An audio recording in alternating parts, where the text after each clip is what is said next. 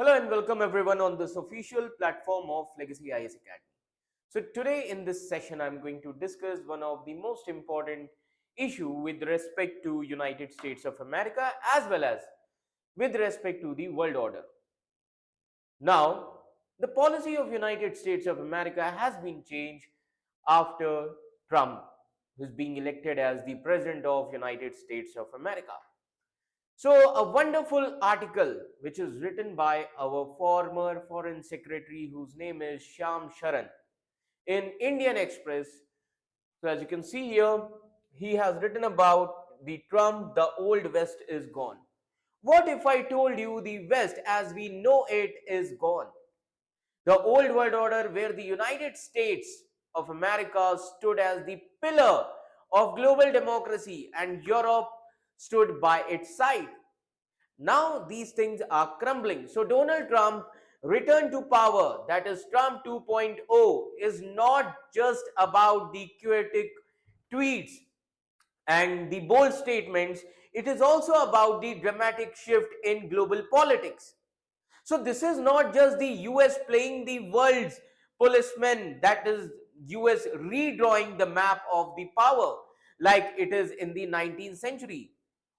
Like it is like US is going into the isolation.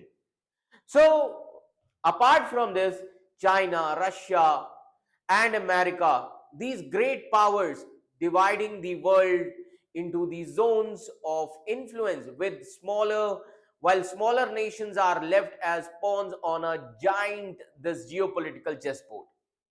But here there is a twist. Now what is the twist? Where does India stand in this dangerous game?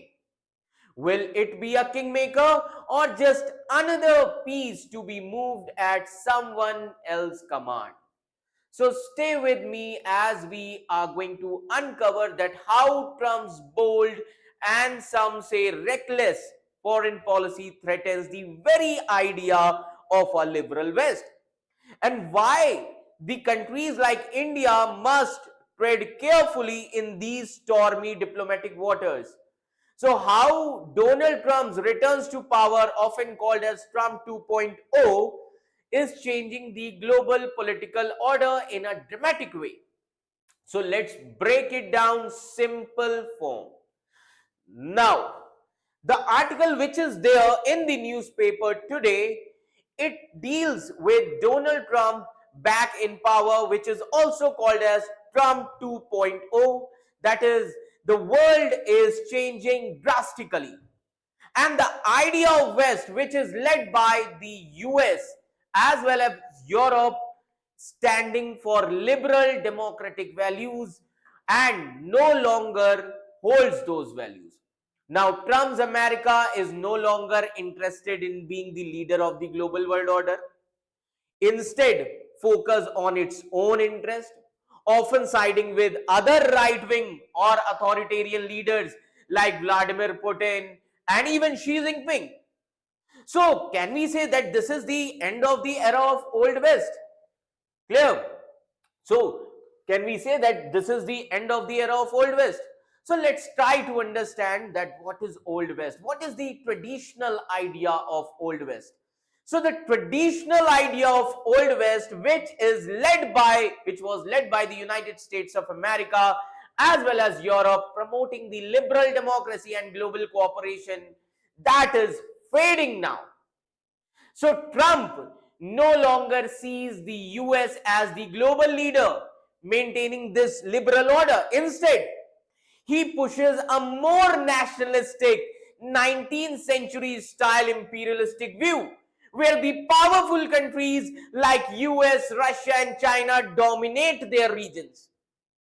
So this is something which is very important. We need to understand. Now, apart from this, what are the domestic changes in US?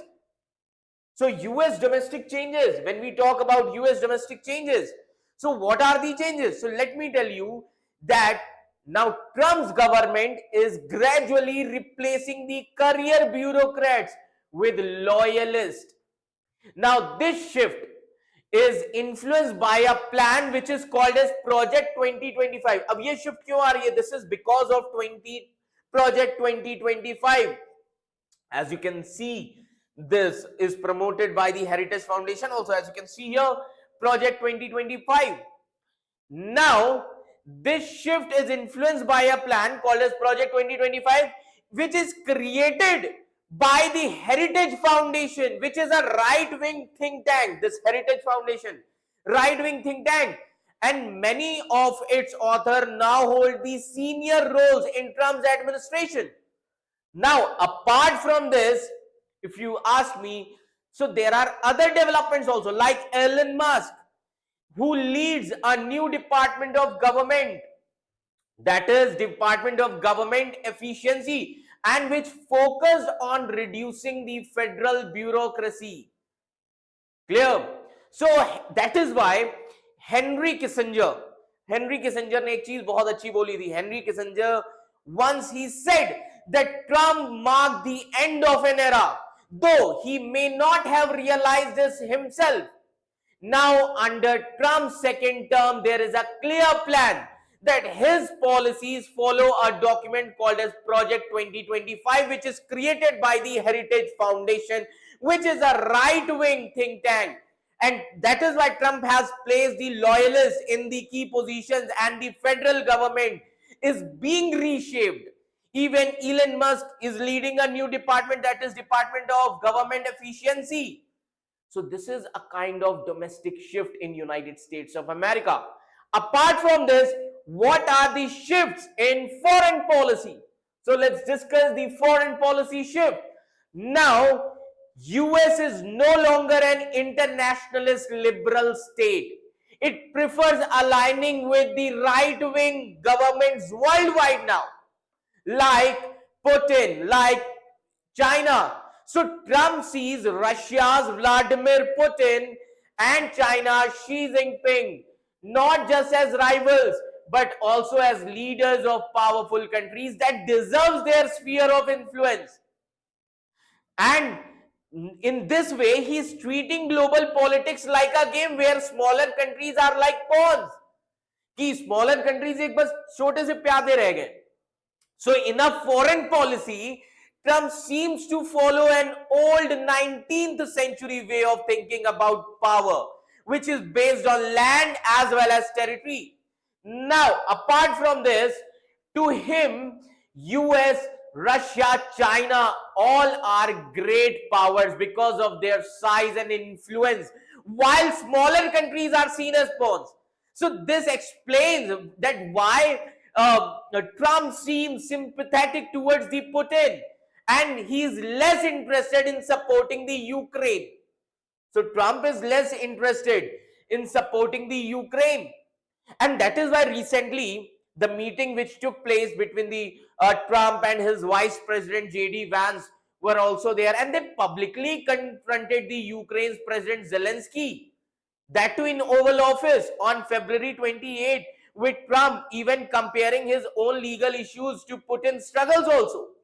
So this is the issue which is going on.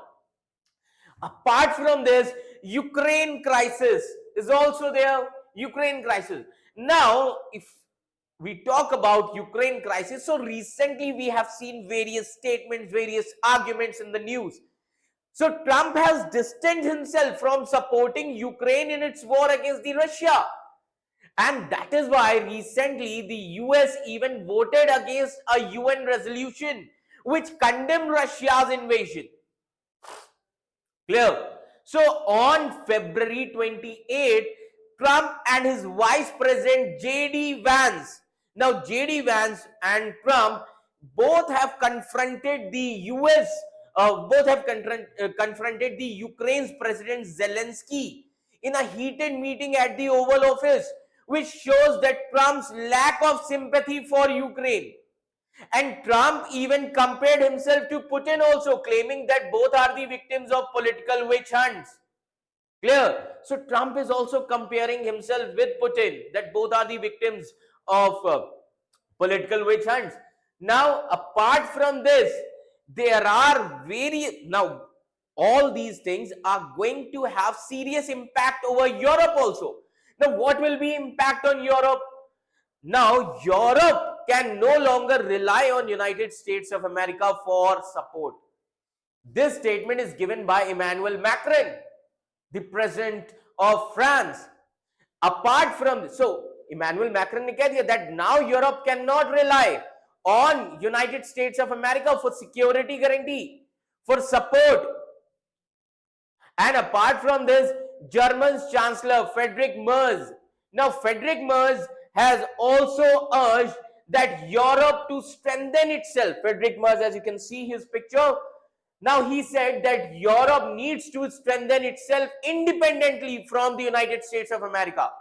And he reacted strongly to the Trump's recent comments, saying that his priority is now to build Europe's own defense and global standing, which was there in 19th century. So for Europe, what does this mean for Europe? So for Europe, this means that now the time has come that Europe has to act independently. And that is why this means that they can no longer count on the US as an ally. And Germany's new chancellor, this Friedrich Merz, openly stated that Europe must strengthen itself and reduce its dependence on United States of America, because he understood that Trump's America doesn't care about Europe, and they do not care about Europe's fate. Apart from this, what are the challenges for India? अब इन सभी चीजों में India के लिए क्या क्या challenges आएंगे? What are the challenges for India? Now, let me tell you that Trump does not see India as a big power, just like China as well as Russia. So Trump does not see at all India as a big power like China or Russia. While Quad alliance, which is there, India, Japan, Australia and US. So in Quad alliance, when we talk about Quad alliance, India, Japan, Australia and the US, this may still exist. But Trump might use this alliance as a bargaining tool against China rather than a serious effort to maintain the US dominance in Indo-Pacific. Clear? So, India must carefully balance its relationship with Trump's America, being friendly on small matters but firm on important issues also. So, strengthening ties with Europe, now the time has come when India should strengthen their ties with Europe, with East as well as Southeast Asia and South Asia. It is crucial for India because as India's neighbors could become a new zone of strategic risk. And although Trump shares some ideological similarities with Prime Minister Modi, and because of this ideological similarities with Prime Minister Modi, his great power worldview does not support India's push for the multipolar world, whereas where many countries, not just the biggest one, have influence. So the world is changing fast. That is why the old US-led Western alliance, which we used to see earlier, so the old US-led Western alliance is breaking apart. And Trump's vision focuses on powerful nations carving out their zone of influence and leaving others like Europe and India to fend for themselves. And India must be smart about its diplomacy, working with multiple partners and protecting its interests without becoming a pawn in Trump's global game. This should be there. This lesson should be learned by India, and India should not rely on US. So overall, if you see these things, so the world is not just changing, it is being rewritten. And Donald Trump's America is no longer the protector of the global order. It is becoming a disruptor, a deal maker, a power broker. That is why Europe is scrambling for independence, and Russia, China are standing firm, and India is walking a tightrope. But here is the question.